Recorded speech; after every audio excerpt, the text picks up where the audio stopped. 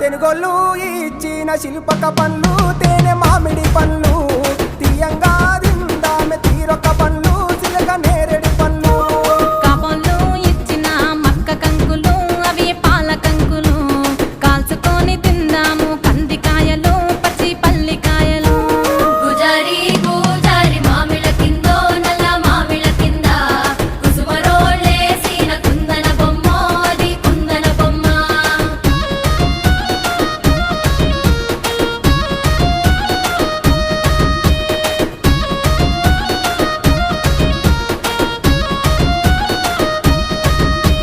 బెస్తోలు పెట్టిన పచ్చి చేపలు అవి వట్టి చేపలు